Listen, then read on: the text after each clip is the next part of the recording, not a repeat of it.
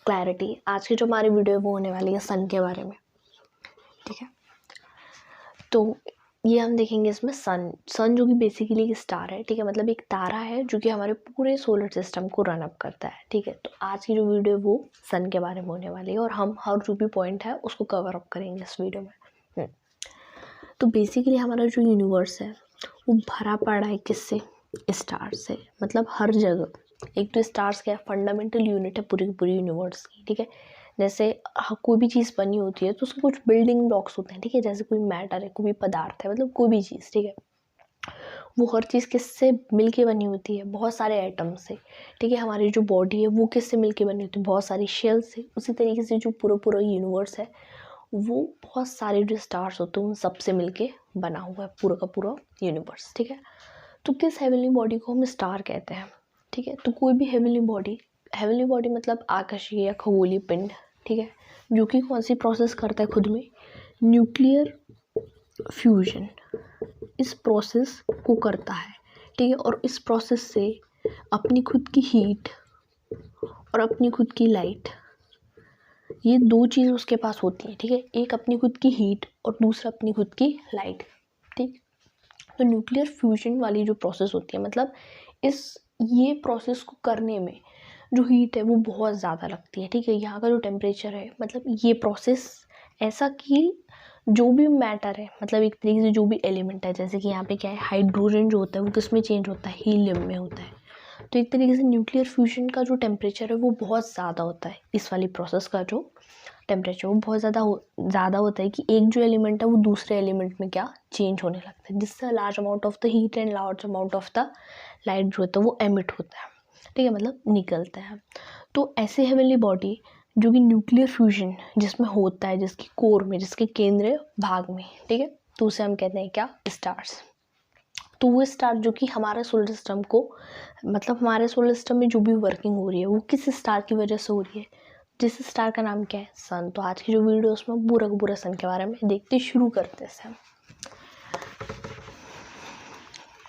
आज की वीडियो में क्या क्या टर्म्स आपको पढ़ाए जाएंगे या फिर किन किन टर्म्स के बारे में बात होगी वो आपको वीडियो की डिस्क्रिप्शन में देखने मिल जाएगा, ठीक है। तो आप वहाँ से देख सकते हो। सबसे पहले हम बात करते हैं कि हमारा जो सन है वो बना कैसे है, ठीक है। तो कोई भी जो स्टार होता है वो बना होता है नेबुला के द्वारा। Nebula cloud of dust and gases, ठीक है। अब नेबुला जो होती है उसको हम हिंदी में कहते हैं निहारिका, ठीक है। जिस नेबुला से, मतलब सारे जो भी स्टार्स होते हैं ना वो नेबुला से बने होते हैं, ठीक। बेसिकली ये है कि जो भी पूरा यूनिवर्स है उसमें वो जिस मैटर से भी मिलकर यूनिवर्स बना है, जिस मैटर से, इसका मतलब है कि हाइड्रोजन से, ठीक है। क्योंकि हाइड्रोजन वो फर्स्ट एलिमेंट है जो हमारे पूरे ब्रह्मांड में शुरू से ही, मतलब पहले से ही, जब से हमारा ब्रह्मांड बना हुआ है तब से कोई एक एलिमेंट जो कि हमेशा से प्रेजेंट है वो है हाइड्रोजन, ठीक है। इसके बाद जो भी एलिमेंट्स आए हैं वो सब स्टार्स ने अपनी न्यूक्लियर फ्यूजन प्रोसेस के द्वारा उन सारे एलिमेंट्स को बनाया है। अदरवाइज एक फंडामेंटल एलिमेंट जो कि बिना किसी स्टार एक तरीके से उससे बना हुआ है, ठीक है, वो है कौन सा? हाइड्रोजन, जो कि हमेशा से ही हमारे पूरे यूनिवर्स में एग्जिस्ट करता है हर टाइम, ठीक है। तो नेबुला क्या है? Cloud of dust and gases का मतलब है कि हाइड्रोजन की जो गैस है वो, ठीक है, इसके बादल जो कि कहाँ पे? हर जगह प्रेजेंट है, उनमें धूल के कण भी मौजूद है, इसका मतलब है उनमें डस्ट, ठीक है। तो क्लाउड मतलब क्या है? बेसिकली कि वो क्लाउड के फॉर्म में पूरे यूनिवर्स में अलग अलग जगह जो है वो फैले हुए हैं, ठीक है। किसके फॉर्म में? क्लाउड के रूप में एक तरीके से, ठीक है। तो इसे हम कहते हैं क्या? नेबुला। तो हर जो नेबुला होते हैं उससे एक स्टार, मतलब कोई भी, मतलब पूरे जितने भी तारे हैं वो तारे किन्हीं किन्हीं नेबुलास से बने हुए हैं, ठीक है। तो उसी तरीके से हमारा जो सन है वो जिस नेबुला से बना उसका नाम हमने रखा सोलार नेबुला। सोलार मतलब सन को ही हम सोलार कहते हैं, ठीक है। तो सोलार नेबुला मतलब वो निहारिका, जिस निहारिका से हमारा सन बना, ठीक है।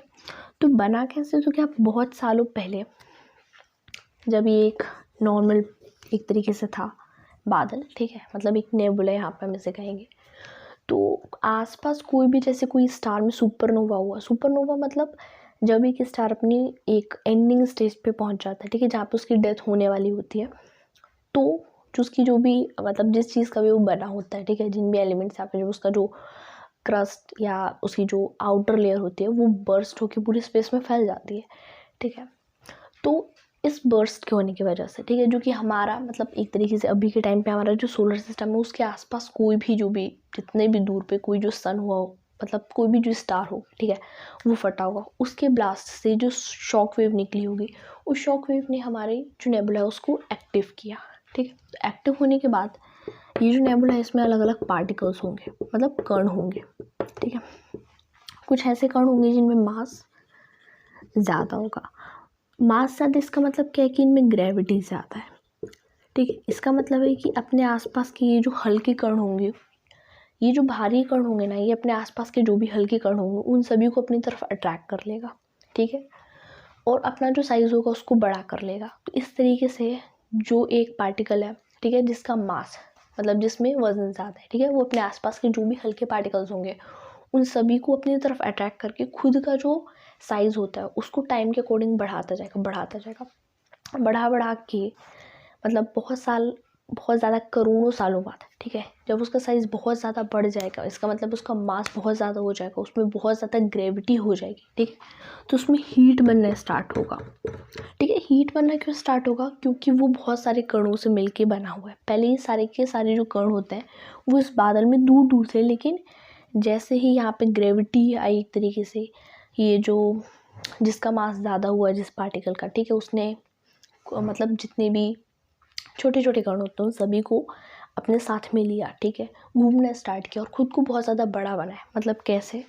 एक तरीके से एक बॉल टाइप में कन्वर्ट कर ठीक है, ये जो पूरे है नेबुला है वो एक बॉल के रूप में कन्वर्ट हुआ, ठीक है, जो कि अब यहाँ पे क्या है, हीट भी है। क्यों? क्योंकि जितने भी पार्टिकल्स हैं उन सब की अपनी हीट थी, ये दूर थी लेकिन अब क्या होगी, एक साथ आ गई, तो इस वजह से यहाँ पे हीट भी हो जाएगी। तो जब एक ऐसी स्टेज, ठीक है, जब ये हीट इतनी ज़्यादा हो जाएगी कि यहाँ पे न्यूक्लियर फ्यूजन करने लगे, ठीक है, तो इससे हम कहेंगे क्या, सन। तो इसी तरीके से हमारा जो सन है वो बना, किससे, सोलार नेबुला से, ठीक है, जिसमें ये पूरा का पूरा क्या है, मतलब बादल है, ठीक है, जिसमें कुछ ऐसे कण जिनमें ज़्यादा वज़न था, ठीक है, उन्होंने अपने आसपास का जो भी मैटर है उन सभी को अपनी तरफ लिया, खुद में लिया और खुद के साइज़ को बढ़ाया, ठीक है। तो इस वजह से ग्रेविटी की उस पर, ठीक है, यहाँ पे एक तरीके से यहाँ पे न्यूक्लियर फ्यूजन स्टार्ट हुआ, ठीक है, कि जो हाइड्रोजन है वो किस में चेंज होना स्टार्ट हुआ, हीलियम में चेंज होना स्टार्ट हुआ। इस तरीके से हमारा जो सन है वो पूरा का पूरा बना। ये ठीक है, क्या है, हॉट बॉल ऑफ गैसेस, ठीक है, इसी को हम क्या कहेंगे, सन, ठीक है, जो कि किससे बना हुआ, सोलार नेबुला से। तो ये वाला जो एक है, ठीक है, इसे हमने क्या कहा, सन। तो बेसिकली जो सन है वो 99.8% जो पूरा का पूरा इसका मास है, इस पूरे के पूरे सोलार नेबुला का जो भी मास था, जो कि 99.8% सन ने खुद में लिया है, और जो बाकी का 0.2% है जो कि इसके आउटर लेयर में प्रेजेंट था, उसको इससे सेपरेट करते हुए जो 0.2% जो कि रेस्ट ऑफ द बच जाता है, इसमें सारे के सारे प्लैनेट्स जो कि हमारे सोलर सिस्टम के जितने भी प्लैनेट्स हैं वो एस्ट्रॉइड, और प्लैनेट्स के अपने अपने जितने भी मून्स हैं वो सब, तो वो बाकी का जितना भी मटेरियल है वो 0.2% में आ जाता है, ठीक है। बाकी का 99.8% जो मास है वो खुद का किसके पास है, सन के पास है। तो इस तरीके से जो सन है वो बना, ठीक है।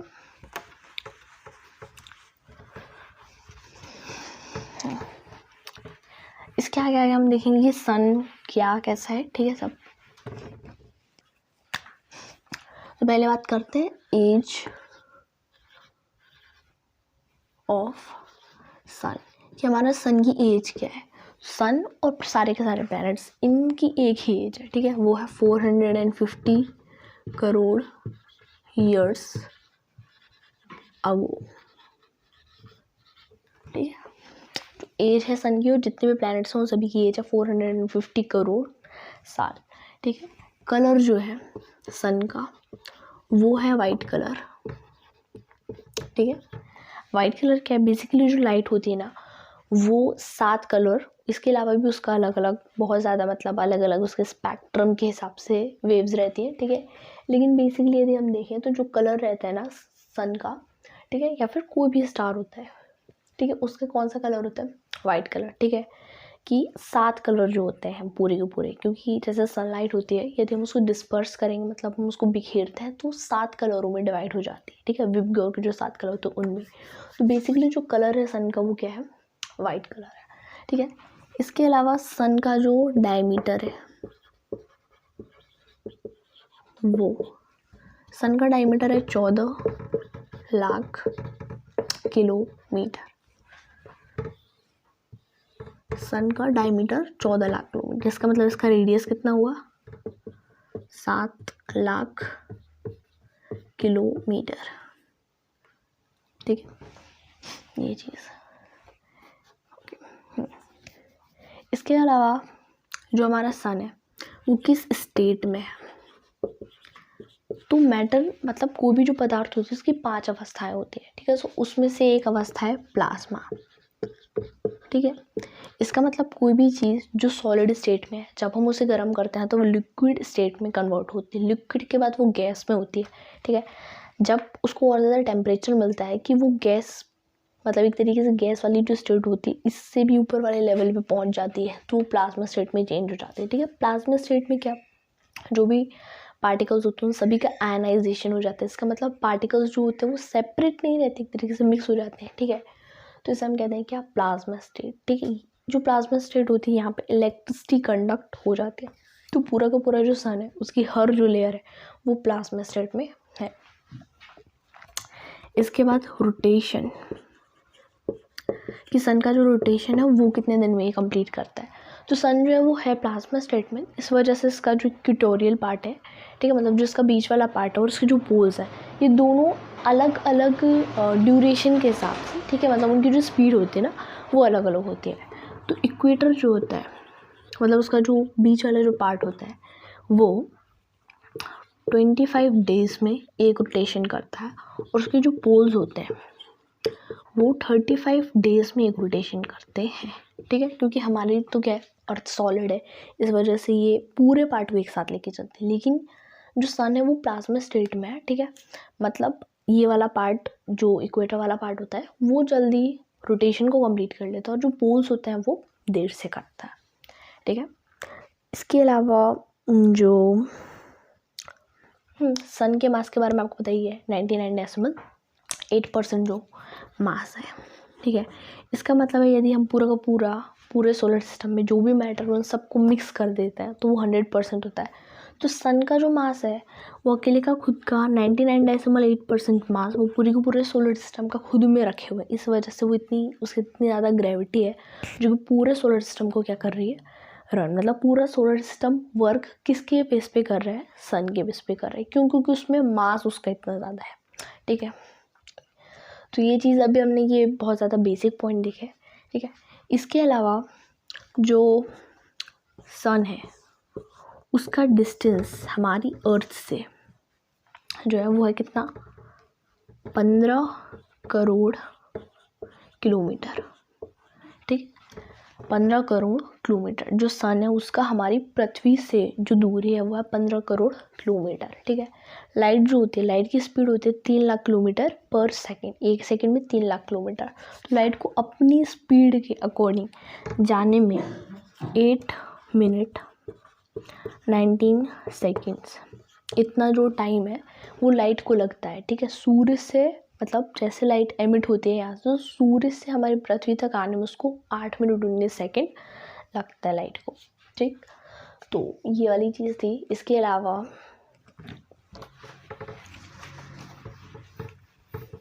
सन की क्या पोजीशन है हमारे मिल्की वे गैलेक्सी में,